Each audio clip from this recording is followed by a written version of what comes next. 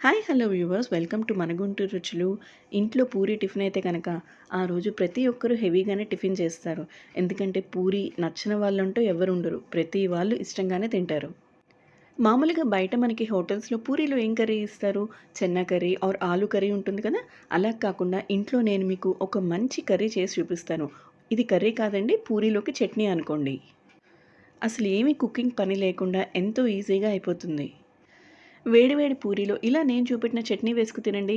ఎవ్వరైనా సరే కడుపు నిండా తినాల్సిందే. అలాగే మీ రెసిపీ బాగుందని చెప్పాల్సిందే.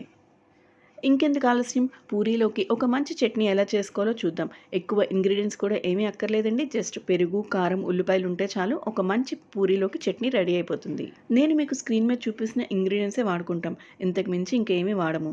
పెరుగు మటుకు ఒక కప్ తీసుకోవాలి. పెరుగు మంచి ఫ్యాటీ మిల్క్‌తో వేసుకుంటాం కదా. ఆ పెరుగైతే గట్టిగా చాలా బావుంటుంది. ఇలా పూరీ చట్నీ